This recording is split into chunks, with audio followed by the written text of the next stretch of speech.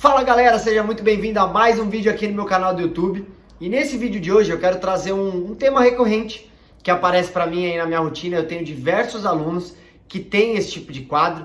Eu tenho pessoas que me mandam mensagem também para tirar dúvidas, querendo saber causa, o que pode ser feito para melhorar e tudo mais. E é a condromalácia patelar. Muitas pessoas sofrem com condromalácia, têm dores no joelho. Então é muito importante. Hoje eu vou falar um pouquinho dos graus, né? Existem graus diferentes, tipos diferentes de condromalácia. Quais são as possíveis causas e o que a gente pode fazer também para conseguir viver com essa doença, que ela não tem cura, né? Mas de uma maneira mais tranquila, mais suave. Beleza? Se você não se inscreveu aqui ainda no meu canal, aperta esse botãozinho que está embaixo desse vídeo para você se inscrever. E também aperta o sininho para receber as notificações, receber as novidades, porque toda semana tem vídeo novo aqui no meu canal do YouTube. Beleza? Então, roda essa vinheta aí e vamos pro vídeo de hoje. Primeira coisa importante, o que é a condromalácia? A condromalácia patelar nada mais é do que um desgaste na articulação do joelho, né, que se perde esse espaço e começa a ter atrito de osso com osso, muito provavelmente o osso da patela com o osso do fêmur.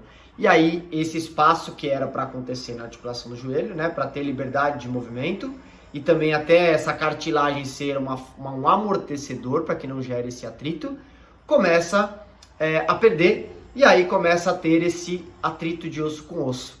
E aí começa a sentir as dores. E muitas vezes essa dor da condromalácia ela é uma dor bem aguda, bem pontual em determinado local do joelho. Então, a condromalácia ela é um desgaste dessa cartilagem, né? E aí, ao longo do tempo, obviamente, isso vai começando a piorar. Tem vários tipos de condromalácia, né? Tem pessoas que desenvolvem uma condromalácia mais leve, né? Que ela atinge uma camada mais superficial, digamos assim. E aí ela tem um grau 2, um grau 3 e até um grau 4, que aí já é um grau muito mais grave, que provavelmente isso já vai virar uma artrite, uma artrose, e aí começa a desencadear outros tipos de doenças crônicas também. E aí começa a ficar um pouquinho mais sério o negócio. E aí, claro, tendo um problema de joelho, começa a desencadear um problema de quadril, começa a desencadear um problema de coluna, começa a desencadear um problema lá de ombro, e por aí vai. Porque o nosso corpo ele é totalmente conectado, ele é totalmente integrado, então quando a gente tem uma disfunção em alguma determinada parte do corpo, começa a desmoronar e desorganizar todo o resto. E aí o nosso corpo ele é muito inteligente para se auto-adaptar, seja para um aspecto muito positivo, mas também seja para um aspecto negativo. Ele acaba compensando e se adaptando ali para que a gente viva aquele momento com a melhor qualidade possível. Então, quais são as causas da condromalácia? Existem várias causas. Se a gente for falar causas estruturais, a gente pode falar de treinamento excessivo, né? Um atleta, por exemplo, normalmente pode ter uma condromalácia. Então, treino excessivo é uma das causas. Fazer muitos movimentos repetitivos é uma das causas, né? Se você treina sempre com o mesmo padrão, repete exercício, muita repetição, isso gera quadros de condromalácia. Normalmente, a condromalácia ela é mais habitual em mulheres do que em homens. Porém, quando a gente fala de atleta, normalmente isso acontece mais em homens, né? As mulheres ela têm uma hiperextensão articular um pouco maior, então isso desencadeia também um encurtamento do espaço articular. Por isso, as mulheres elas têm uma maior probabilidade de ter uma condromalácia patelar. Qual outro tipo de causa também que isso pode acontecer? Um trauma, às vezes um trauma mesmo pontual pode desencadear também.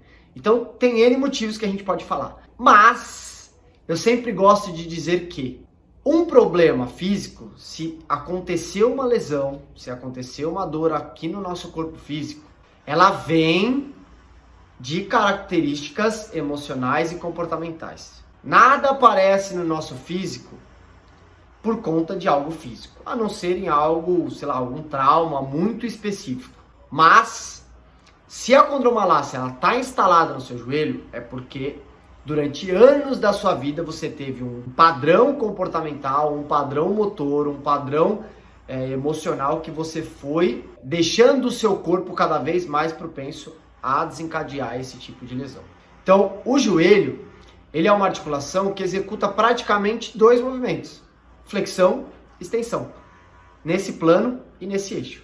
Então, ele é uma articulação que está ali para gerar estabilidade para nós, né? Agora, quadril, tornozelo, coluna, que são articulações que precisam de maior mobilidade para deixar o nosso corpo fluido, mais móvel, provavelmente para o seu joelho ter desencadeado uma lesão lá, uma condromalácia, o seu quadril, o seu tornozelo, a sua coluna já não estão exercendo a função que eles têm que exercer, já não estão movimentando, né? O movimento do seu corpo ele já tem compensações e isso desencadeou lá no joelho.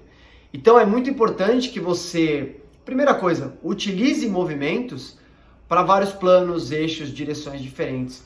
Mobilize muito mais a sua fáscia através do movimento do que treinar repetitivamente. Se você tem uma condromalácia patelar e o médico ou o fisioterapeuta mandou você fortalecer, eu vou te contar uma verdade aqui. Fuja, saia correndo. Não vá por esse caminho. Você vai estar piorando o seu quadro. Talvez se você está assistindo esse vídeo e falar, mas eu fortaleci e melhorou. Ok, aí a pergunta que eu te faço é, quanto tempo você está fortalecendo? E se realmente melhorou nesse período, você em algum momento já deixou de parar de fortalecer? Porque a hora que você deixar de parar de fortalecer e repetir esses exercícios, eu tenho certeza que essa dor vai voltar triplicada.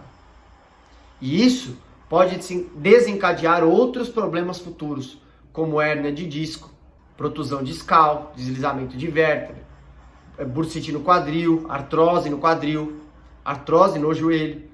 Então, vai desencadear um monte de outros problemas. E aí começa a ficar mais sério o negócio. O caminho é a gente ir para o caminho inverso. Se a repetição, se o padrão, né, se a rotina te deixou com esse problema, vamos fazer o oposto. A gente precisa descomprimir.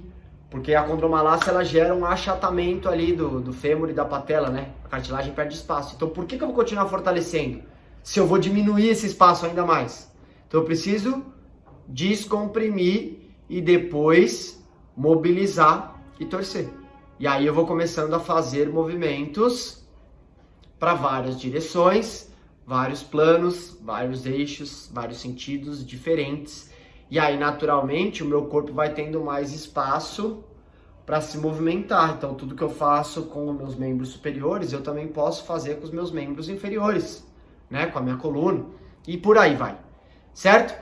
Então é muito importante que você entenda isso, se você sofre com isso, ou se você tem alunos que também têm esse quadro como eu tenho, né? Como eu tenho vários alunos que têm esse tipo de situação, prioriza movimento, começa a mobilizar essa face, descomprime, depois já começa a colocar movimentos de torção, movimentos fluidos, onde a nossa energia vai começando a fluir em espiral. Tudo que a gente faz em espiral, a gente economiza energia.